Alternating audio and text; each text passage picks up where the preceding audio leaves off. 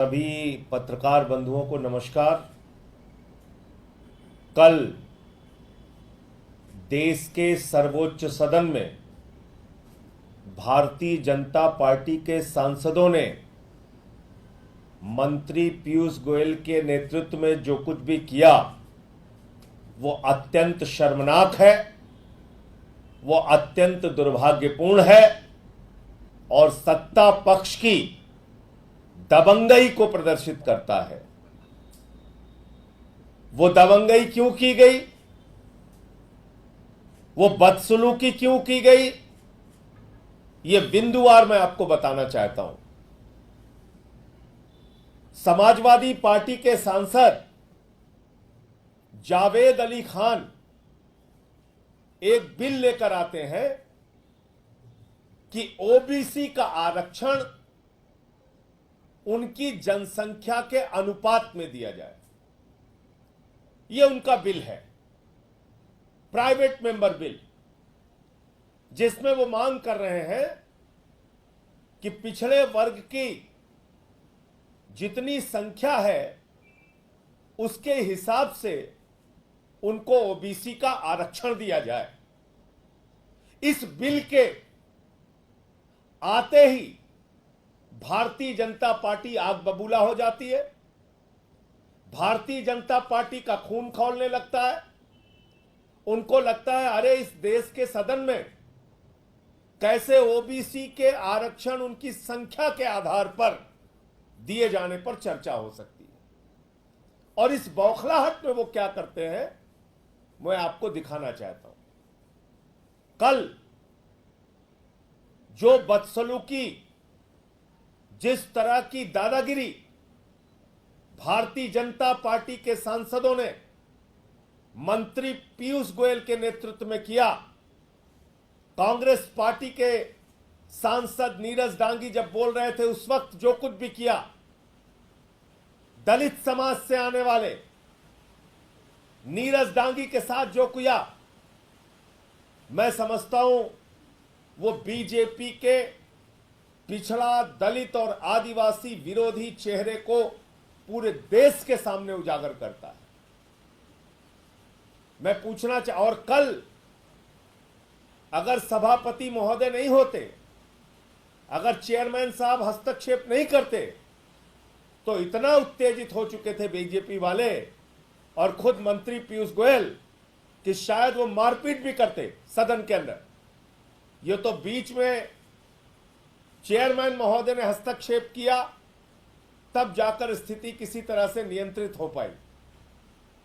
आप पिछड़ों से इतनी नफरत क्यों करते हैं? मैं भारत के प्रधानमंत्री से पूछना चाहता हूं, बीजेपी के अध्यक्ष जेपी नड्डा जी से पूछना चाहता हूं, मैं मोदी जी से पूछना चाहता हूं, जातीय जनगणना क्यों नहीं होनी चाहिए? जितनी जनसंख्या पिछड़े वर्ग के लोगों की है उस अनुपात में उनको आरक्षण क्यों नहीं मिलना चाहिए? और इस पे अगर चर्चा और बहस हो रही है तो आपके सांसद लोगों के साथ बदसलूकी करेंगे, बदतमीजी करेंगे, उनको बोलने नहीं देंगे। ये कैसे आप सदन की कार्रवाई चलाना चाहते हैं? मैं पहला वीडियो दिखाना चाहता हूं। कांग्रेस पार्टी के सांसद नीरज डांगी जब ये ओबीसी बिल पे बोल रहे थे तो उनके साथ बीजेपी के लोगों ने क्या किया, ये आप देखिए ध्यान से।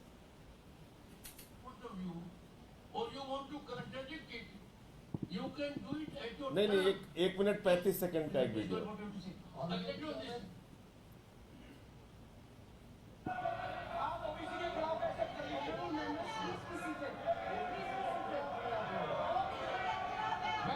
ये देखिए पूरी बीजेपी खड़ी है।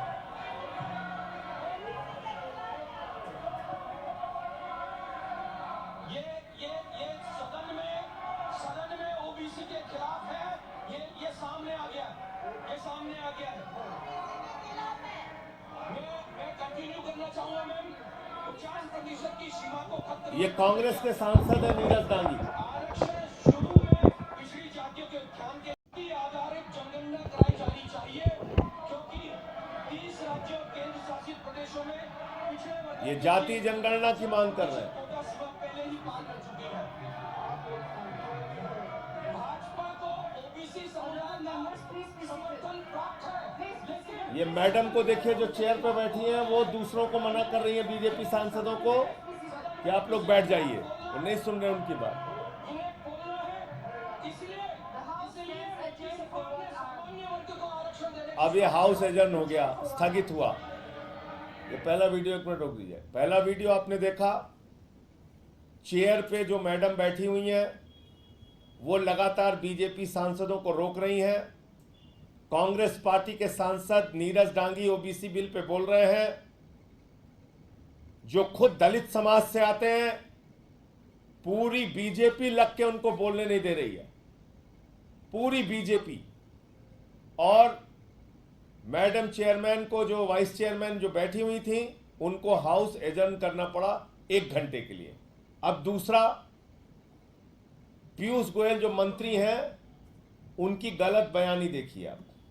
Or you want to contradict it? You can do it at your term. Yes, Mr. Piyush Goyal, what do you have to say?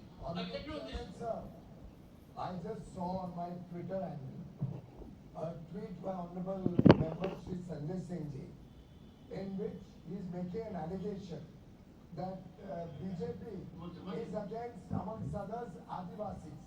It is they who made the ruckus in the house.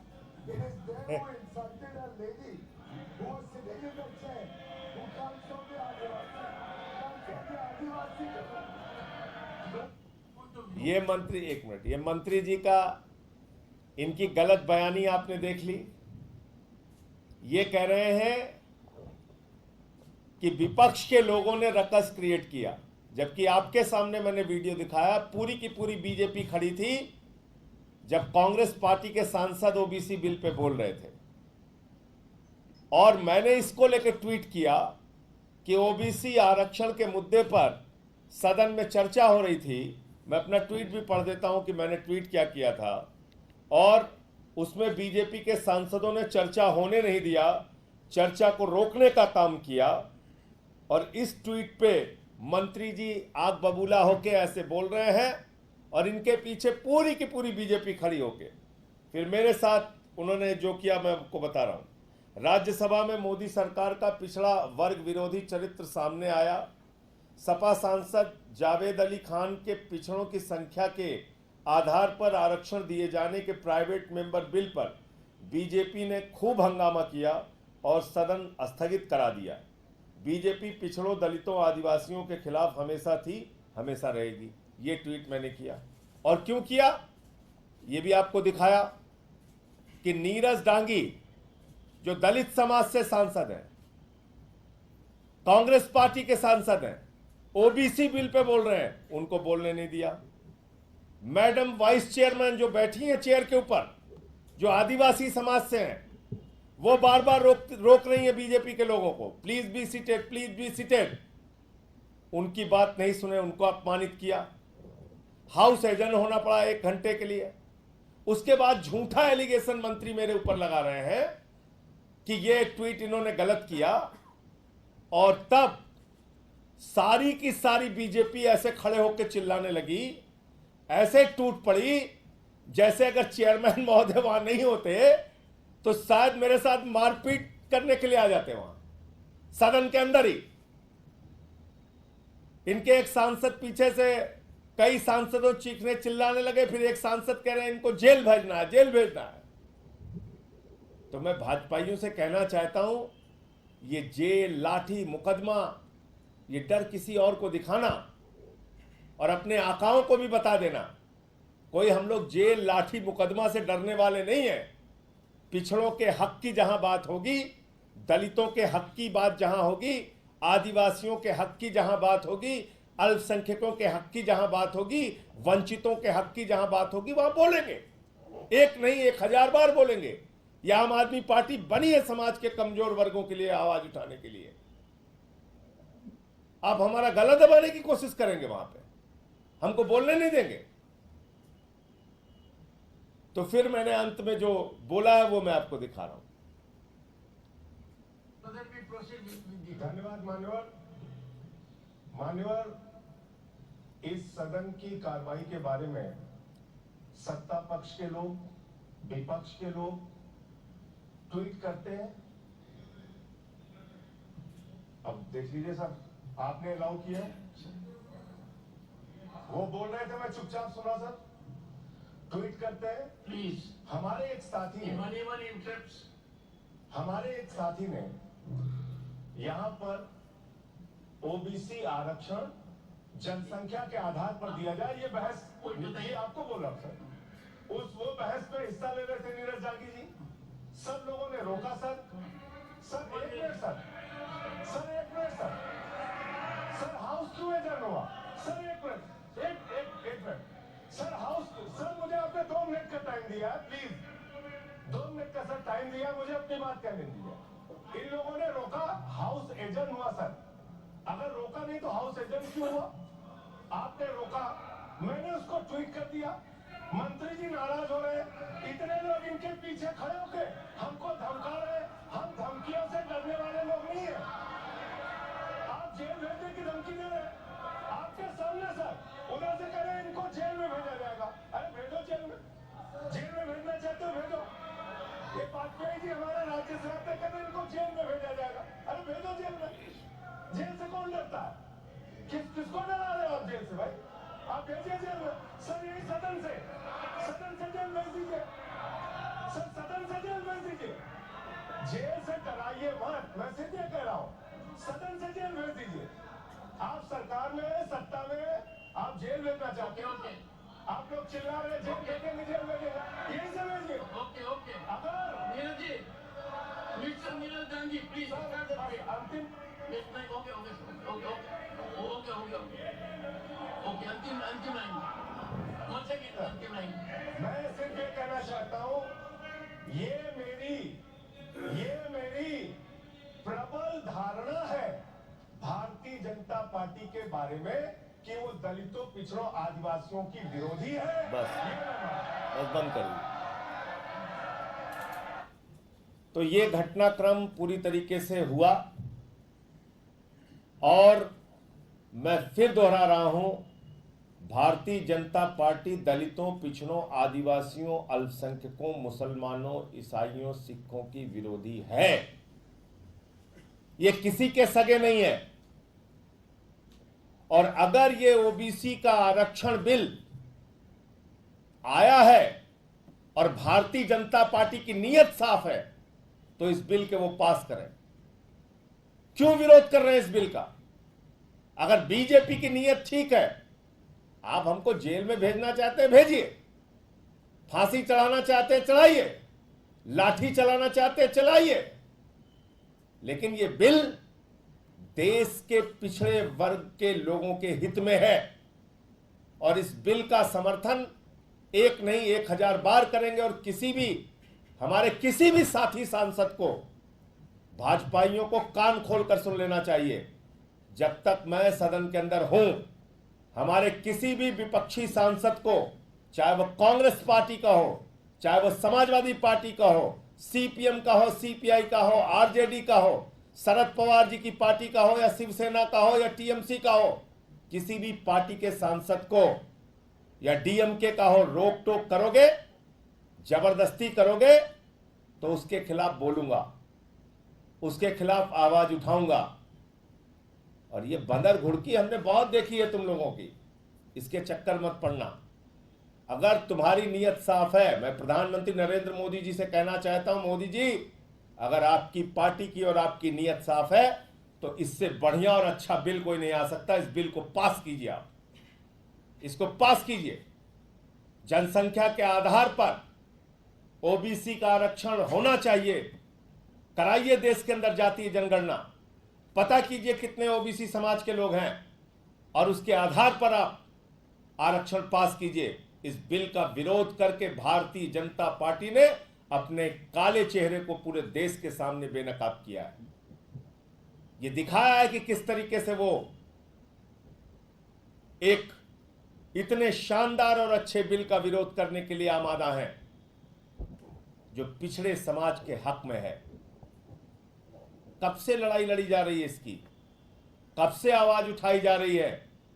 बाबा साहब doctor Bhimrao Ambedkar ji हों, या doctor Lohia हों, या तमाम वो नेता समाजवादी जिन्होंने नारा लगाया था एक जमाने में, बहुत पहले नारा लगाया था, सन सोपा ने बांधी गांठ पिछड़े पावे 100 में 60।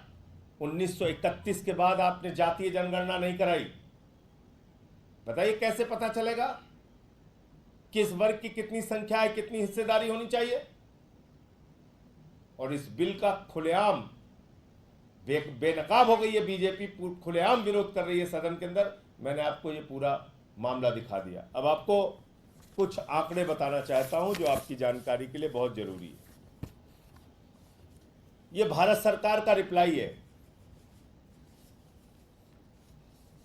ये उच्च न्यायालय में जजों की क्या संख्या है जाति के आधार पर। अब आपको मैं सुनाता हूं इसको। ये सरकार का जवाब है। वर्ष 2018 से नियुक्त उच्च न्यायालय के 661 न्यायाधीशों में 21 अनुसूचित जाति, 12 अनुसूचित जनजाति, 78 पिछड़ा वर्ग, और इसमें इन्होंने गलत लिखा है, संख्या होगी 550 सामान्य वर्ग। यानी सामान्य वर्ग से 550 जज है 2018 के बाद जो नियुक्त हुए हैं हाई कोर्ट के अंदर। ओबीसी से 78 हैं, एसटी से, शेड्यूल ट्राइब से 12 हैं, और एससी से, शेड्यूल कास्ट से 21 है। ये मेरा जवाब नहीं है, मोदी जी की सरकार का जवाब है। यह है, इसलिए ये लोग विरोध कर रहे हैं। जब हमने पूछा कि क्या जुडिशरी में आरक्षण की व्यवस्था लागू करने की कोई योजना है, मंत्री जी का जवाब है, वो वीडियो आप लोगों ने देखा होगा, उन्होंने कहा साफ साफ कहा नहीं। चलिए ये भी बात, ये अलग हो गया। अब आते हैं दिल्ली विश्वविद्यालय और देश भर के विश्वविद्यालयों के बारे में। अब देश भर के विश्वविद्यालयों की जो हकीकत है, क्यों ये लोग ओबीसी आरक्षण का विरोध कर रहे हैं, ये समझिएगा आप लोग। जो देश भर में केंद्रीय विश्वविद्यालय में 2020 तक का आंकड़ा है, उसके बाद और स्थितियां बदली होंगी। एससी कैटेगरी में प्रोफेसर स्वीकृत पद, एससी कैटेगरी में प्रोफेसर स्वीकृत पद 297। मौजूदा लोग जो कार्यरत हैं 51, खाली पद 246, प्रतिशत में 82.82%। पूरे देश भर के विश्वविद्यालयों में एससी समाज के लिए जो पद आरक्षित है उसमें से 82% पद खाली है, उसको भरा नहीं गया। एसटी, शेड्यूल ट्राइब स्वीकृत पद 133, मौजूदा जो लोग कार्यरत हैं मात्र 8, खाली पद 125, प्रतिशत में 93%। देश भर के विश्वविद्यालयों में 2020 तक शेड्यूल ट्राइब में जिन लोगों के पद स्वीकृत हैं, जितने पद स्वीकृत हैं उसमें से 93% खाली है। ओबीसी स्वीकृत पद 269, मौजूदा कार्यरत मात्र 9, खाली पद 260, 96% पद खाली हैं।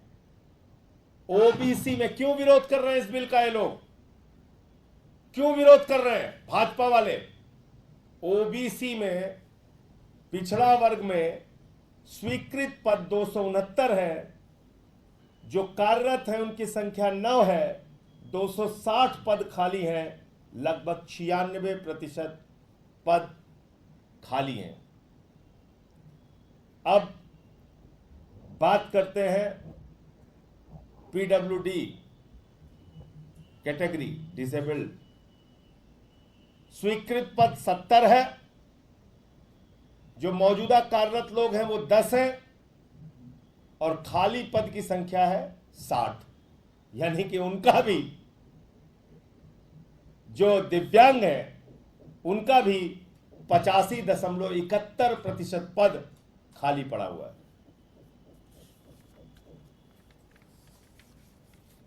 ये हो गया। अब असिस्टेंट प्रोफेसर और एसोसिएट प्रोफेसर का 2 आंकड़ा और आपको बताऊंगा। असिस्टेंट प्रोफेसर में देश भर के 40 केंद्रीय विश्वविद्यालयों में, ये भी 40 केंद्रीय विश्वविद्यालयों के स्वीकृत पद थे, ये भी 40 केंद्रीय विश्वविद्यालयों के स्वीकृत पद है। असिस्टेंट प्रोफेसर में शेड्यूल कास्ट के लिए, अनुसूचित जाति के लिए स्वीकृत पद 1352 है। मौजूदा जो कार्यरत लोग हैं वो 975 हैं, खाली पद 377 है और प्रतिशत में इसकी संख्या 27.92 है, यानी कि 27% पद एससी के असिस्टेंट प्रोफेसर में खाली हैं। एसटी स्वीकृत पद 696, मौजूदा कार्यरत 463, खाली पद 233, यानी शेड्यूल ट्राइब में 33.4% पद खाली है। ओबीसी स्वीकृत पद 2178, मौजूदा जो कार्यरत हैं वो 1267 और खाली पद 911, 41.82% पद असिस्टेंट प्रोफेसर की पोस्ट पे खाली है। जो दिव्यांग लोगों के लिए आरक्षित पद है, स्वीकृत पद है 308, मौजूदा कार्यरत 151, खाली पद 157, यानी कि 50% पद खाली है, जो डिसेबल्ड, दिव्यांग उस कैटेगरी में आते हैं जिनको आरक्षण मिलता है। अब आ जाइए एसोसिएट प्रोफेसर। एसोसिएट प्रोफेसर में एससी कम्युनिटी के 602 स्वीकृत पद हैं, 141 लोग काम कर रहे हैं, 661 पद खाली है, 76% पद खाली है। एसटी में, शेड्यूल ट्राइब में 286 पद स्वीकृत है, 40 लोग काम कर रहे हैं इस कैटेगरी से, 246 पद खाली है, 86.01% पद खाली है। ओबीसी में 544 स्वीकृत पद है, 31 लोग काम कर रहे हैं, 513 खाली पद है, 94% पद खाली है ओबीसी कैटेगरी में एसोसिएट प्रोफेसर के। पीडब्ल्यूडी कैटेगरी दिव्यांगों के लिए 132 पद स्वीकृत है, 13 लोग काम कर रहे हैं, 119 पद खाली है, 90% पद खाली है। ये पूरी सच्चाई है, इसलिए ये ओबीसी आरक्षण का विरोध कर रहे हैं। इनको ओबीसी के, और तब मैं अगर कहता हूं कि भारतीय जनता पार्टी दलितों, पिछड़ों, आदिवासियों और इसके साथ एक और जोड़ देता हूं कैटेगरी दिव्यांगों तक की विरोधी है, उनका भी हक मारा है। ये तो मैंने खाली एक आंकड़ा दिया है विश्वविद्यालयों का। और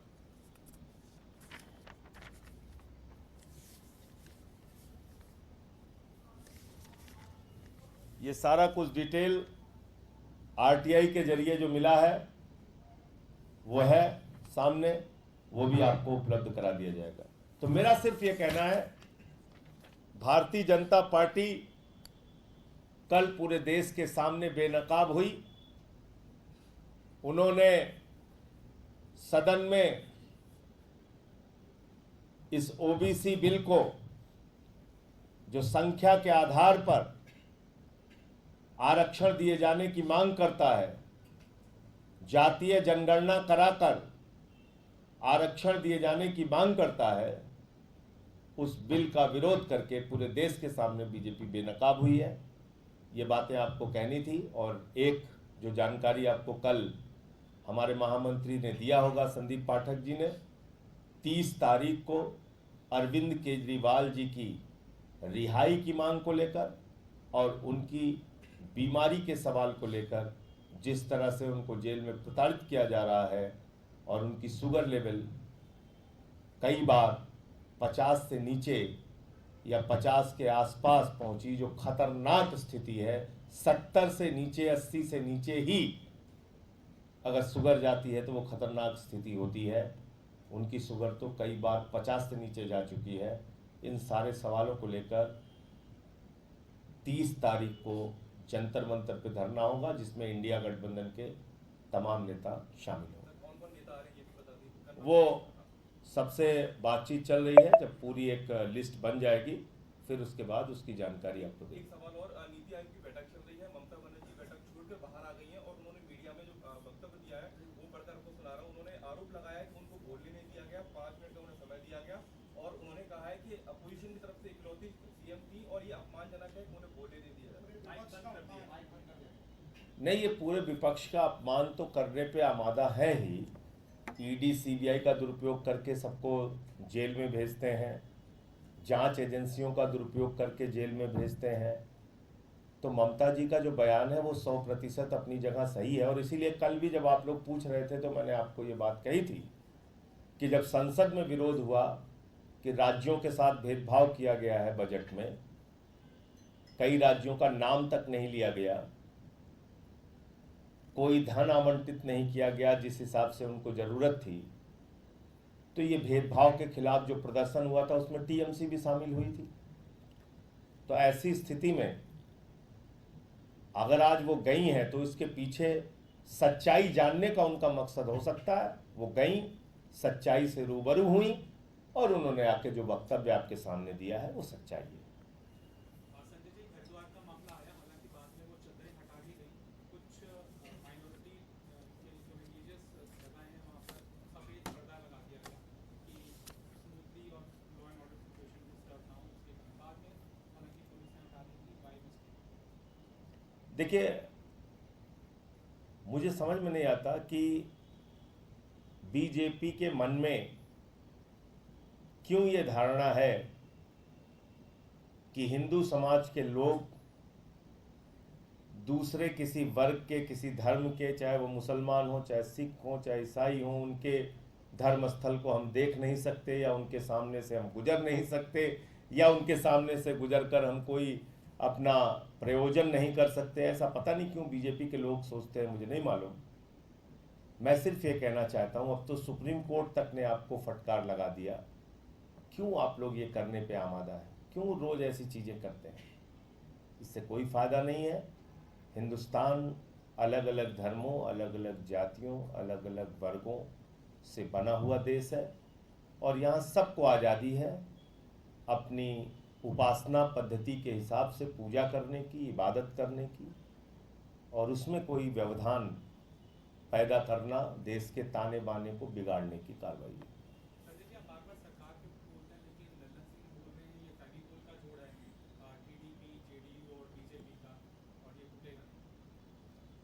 अब ये फेविकोल का जोड़ तो जब नीतीश जी इधर थे इंडिया गठबंधन के साथ तब भी था, तो कैसे टूट गया?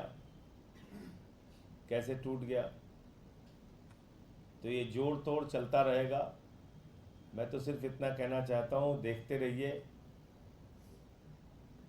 ये जो घोषणाएं बिहार के लिए भी हुई हैं, ये कितना ज़मीन पे उतर के आएंगी मुझे नहीं मालूम, क्योंकि 9 साल पहले ही 1,25,000 करोड़ रुपए घोषित कर चुके थे। तो कितना वो ज़मीन पे उतर आएगा नहीं पता। तो इसलिए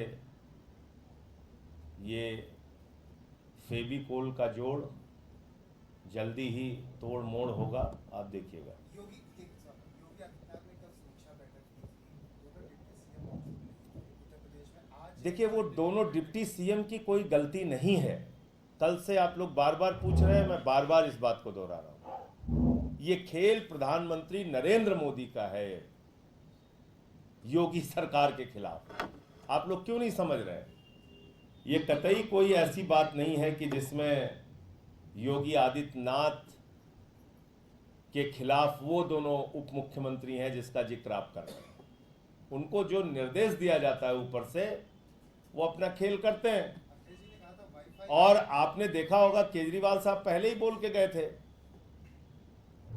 कि 2 महीने के अंदर योगी आदित्यनाथ जी को हटा दिया जाएगा मोदी सरकार के द्वारा। वही प्रयास शुरू हो गया।